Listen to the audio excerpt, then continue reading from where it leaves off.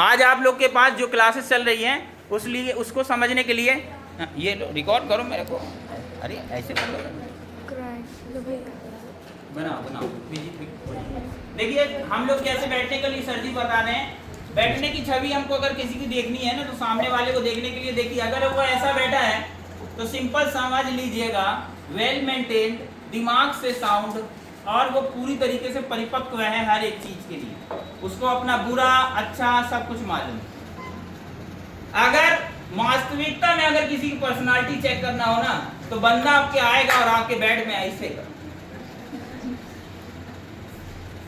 अगर बैठ गया तो आपको उससे कुछ वार्तालाप करने की जरूरत नहीं है। आपको तुरंत समझ में आ जाना चाहिए कि उस पहली तो उसके अंदर एटीट्यूड भरा हुआ, वो अपने से बड़ा तो किसी को मानता नहीं है। दो चीजें आपको समझ में आ जाएंगी। तीसरा, आप कुछ भी बोलोगे उसके भेजे में जाने नहीं वाला, क्योंकि वो अपनी एक स्पेशल चीज बताने ही वाला है। ये पहचान है। कुछ लोग ऐसे बैठे रहते हैं, ऐसे ऐसे हिलाते रहते हैं, कहां से ऐसे ऐसे करते रहते हैं। ये उसके हेजिटेशन को बता रहा है, उसके अंदर बहुत हेजिटेशन है। इतना हेजिटेशन है कि वो आपकी बात सुनने के बाद भी वो फॉलो कर लेगा, उसको खुद नहीं मालूम।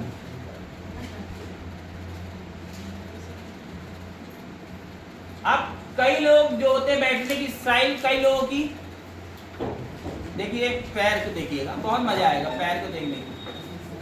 कई लोगों की स्टाइल ऐसी है, ऐसा बैठने वाला बंदा बहुत संकुचित विचार होता है। संकुचित विचार जानते हैं जिसको किसको कहते हैं? जो अपनी बात ना हजारों दिन निकल जाएगा, उसके बाद अपने पड़ोस वाले को नहीं बताएगा, या मेरे ख्याल से अपने दोस्त को ना बताया होगा, उसके दिमाग में चलता। ये बैठने की कंडीशन है आप।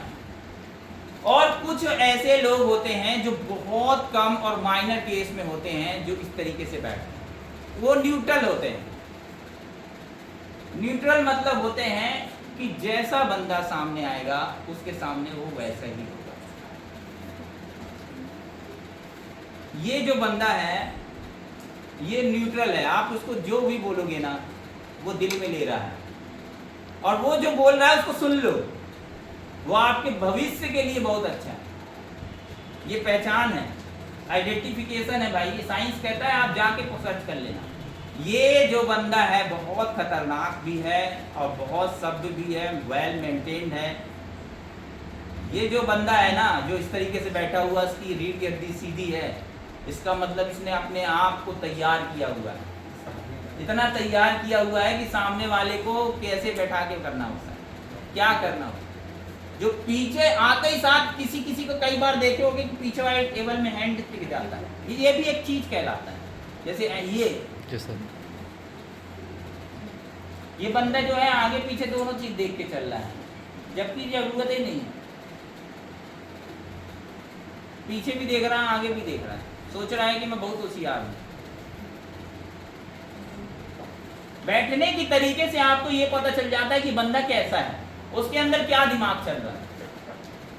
मोस्टली आप लोगों ने देखा होगा, महात्मा जी जो लोग रहते हैं या कोई भी उपदेश दे रहे होते हैं, या तो वो अपना पूरे पैर को फोल्ड करके बैठते हैं गद्दी में, आपने देखा होगा, या तो वो जब बताते हैं कोई चीज़ तो उनके हाथ इस तरीके से बंधे रहते हैं, कभी नहीं हिलते।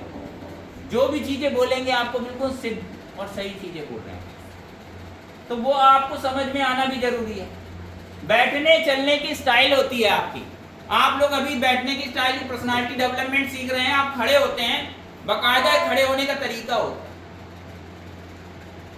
मैं हमेशा करके आप लोग को लोअर पहन के आने के लिए मना करता हूँ। आज मैं खुद पहन के आता, अजीब नहीं लग रहा, मेरे खुद लग रहा। लेकिन ये भी एक कारणवश हुआ कि हमारे गुरुदेव आज सुबह मिल गए, जिसके कारण सारे काम जो हो गए वो हो जाता है। उनके सामने खड़े रहना है, बस केवल जो सुना रहे हैं सुनते रहना है। और जब तक उनकी पूरी बात नहीं खत्म होगी तो हिल नहीं सकते हैं। और जल्दी जल्दी आके हम सब कुछ करते हैं, उसके बाद सारी चीज़ें हो जाए। इस कारण बस आपको ही मेरे को वाइट ड्रेस में देख रहे हैं, किटाई में पहन लिया, किटाई पहन के जाते हैं पंक्ति में। क्यों सुनिए ना, वही वाली है, आरकेएस पेपर लिखा दिए थे। हाँ मैं एडवर्टीजमेंट करता हूँ, वहाँ भी जाता हूँ मॉर्निंग, वहाँ भी एडवर्टीजमेंट। अब खड़े होने के तरीका में आप वापस आ जाओ कि जब हम खड़े होते हैं, एक बंदा होता है जो इस तरीके से खड़ा हुआ है, और वो देख रहे हैं आपका सीना बाहर है उसका, कई लोगों का ऐसे पेट बाहर। इसका मतलब वो खुद खाए जाओ, दूसरे की छोड़ दो। ये पहचान उसका ये बता देता है कि वो मैं खाऊंगा केवल। कई लोग जो होते हैं अभी पीछे खड़े रहते हैं, खड़े हो कैसे,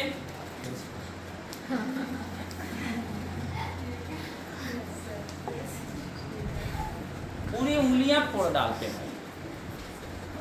यस, पूरी उंगलियां, फिंगर्स उसकी फोड़ रही, पूरा हेजिटेशन दिखा रहा है। कई लोग होते हैं आते हैं,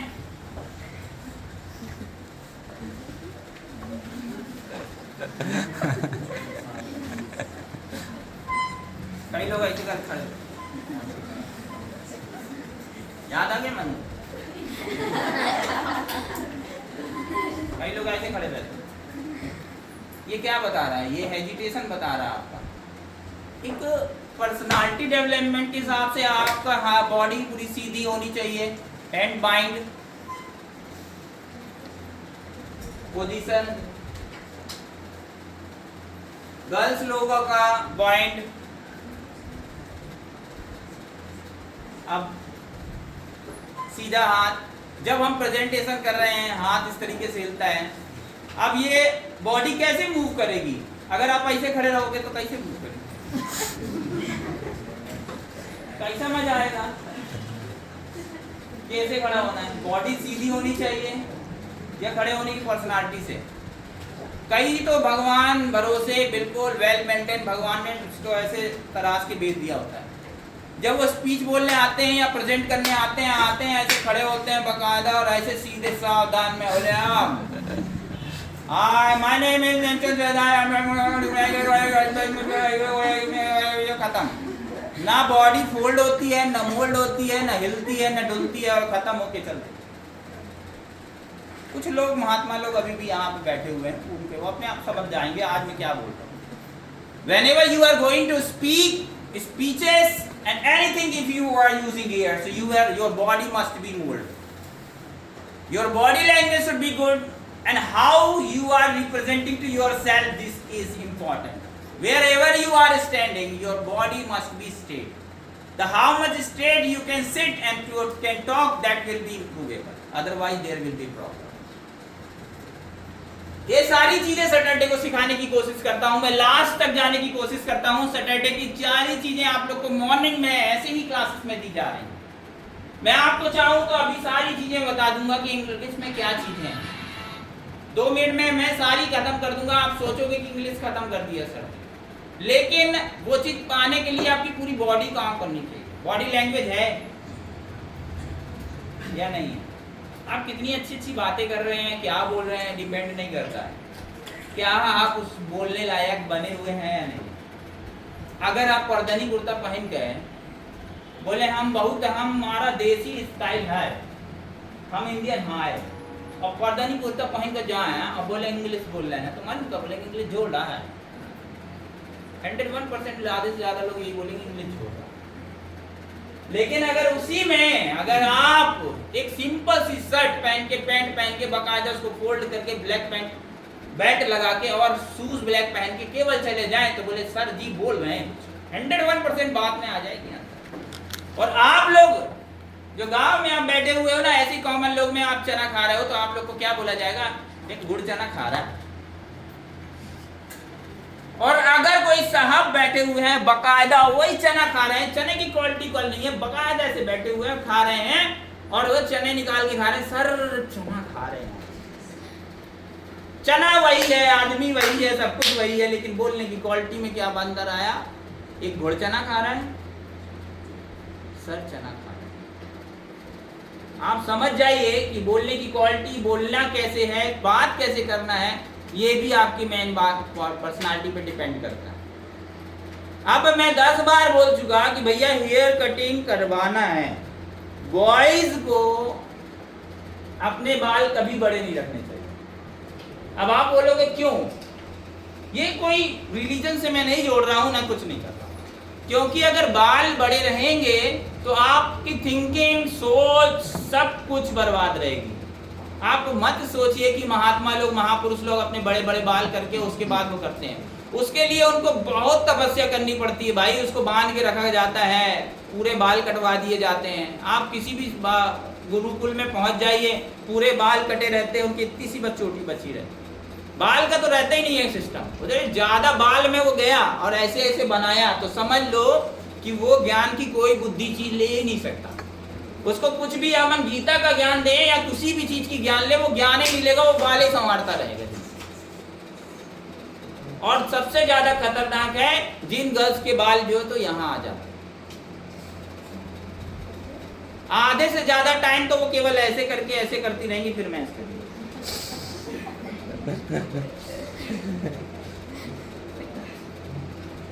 जितने में 4 सवाल सॉल्व कर सकती थी उतने में वो 1 सवाल करेंगी और 4 बार बाल यहां से। इसीलिए हमारे पापा जो थे, हमारे गर्ल्स में, हमारी सिस्टर लोगों के भी है यहाँ तक बाल, बोले बस इतने बहुत है। और हम लोगों के भी बाल अगर इधर से भी थोड़े बड़े दिखते तो वो अपने से कैंची से काट देते, जाओ बर्बाद। अब तो 1 महीने तक पूरे कटवा के रखो तब बराबर आएंगे। ऐसी हरकत करते थे, मेजर थे, मानते थे, लेकिन ये चीज मेंटेन करके रखे। कभी गर्ल्स को ये नहीं कहा कि लंबे बाल रखो या कुछ नहीं, बाल को छोटे बाल रखो, टाइम नहीं लगना चाहिए स्कूल जाने के लिए, कि नहीं मम्मी बैठी है और मारती रही उसको जबरदस्ती संवारने में। अखाड़े में जाओ, पहलवान बनो या आर्मी में जाओ, किसी भी चीज में जाओ, सबसे पहली बात आपकी जिंदगी में अगर वो शुरू करेंगे तो आपके बाल कटवा देंगे। आपके बाल कटवा क्यों? आखिर ऐसे क्या दुश्मनी है लोगों की बाल से? कि सबसे पहले लड़के को क्लीन चिट होना चाहिए। बॉयज जो यार बॉयज जैसे रहो, अभी से गुड्डे क्यों दिखा रहे हो? गर्ल्स देखना भी चाहती हूँ तो ना देखेंगे, बोलेंगे देखो कैसा लड़का बना रहता, साला नहा धोते भी नहीं आता, सेविंग नहीं करके आता, कहाँ मेरे को रखेगा? खुद को साफ नहीं रख सकता, मेरे को क्या रखेगा? बंदा खुद के बाल नहीं कटवा सकता 10 का, मेरे 500 रुपए कहाँ से देगा ब्यूटी पार्लर के? मैं पहली बार भी समझाया था, आप लोग को समझा रहा हूँ, उनको भी समझा रहा हूँ। मैडम जी जाती है ना 1500 रुपए बाल कटवाने के लेके चली जाती है, हम लोग जाते हैं नाई के पास 50 रुपए देते, बोलते भाई ज्यादा दे रहा है यार अपने लिए। तो वो मैं इससे पूछा, मैम चलो मैं तो दे दिया पैसा, लेकिन पूछा काम क्या हुआ? कुछ नहीं, वही थ्रेडिंग और hair cutting. Threading, hair cutting, massage. साला मैं 250 रुपए देता अपने मसाज वाले को, वो मेरे को मसाज करता, बाल काटता, दाढ़ी बनाता, फेस कई घंटे तक पैक लगा के रखता, 2.5 घंटे तो मेरे को बैठा के रखता, और मैं उसको 250 रुपए देता। और प्रियांश के भी बाल कटवा लेता साथ में, और काले काले बाल में वो मेरे वो भी लगा देता 250 रुपए में। अब मैडम जी आप कुछ नहीं सर, बाल कटवा के समझ जाओ बात को। गर्ल्स लोग आपको कैलकुलेट किस तरीके से करती है, इस तरीके से, ये बंदा 10 रुपए अपने बाल को नहीं दे सकता, दाढ़ी नहीं बनवा सकता, यहाँ बाल नहीं कटवा सकता, मेरी खर्चा खास पूरी करेगा।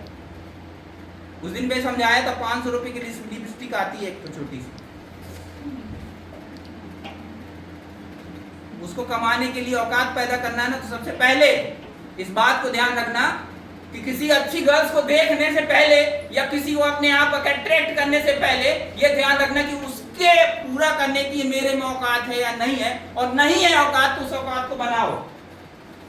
बाप के पैसे में खर्च करके ना सोचो कि मेरे बाप के पास 4 एकड़ जमीन है, वो खा लेते तो वो भी खा लेंगे, वो थोड़ी ना खाएगी, वो तो शहर से आई है, वो ना खाएगी। फिर नहीं चला पाओगे, साड़ी में लपेट के उसको रखने की कोशिश करोगे, देखोगे दूसरे को। मैं ये चीज इसलिए समझा रहा हूं कि आप समझ लीजिए, अपनी बीवी वो साड़ी में लपेटोगे और दूसरे की बीवी जब सूट पहन के आएगी ना और वो ब्यूटी पार्लर से निकल के, तो उसको नजर में ऐसे, अरे। और मैं अपनी मैडम जी को जहां बैठा के रखता हूं ना, उनके आजू बाजू से भी कोई नई लड़की भी निकल जाए ना, उसको भी टेंशन हो जाएगी।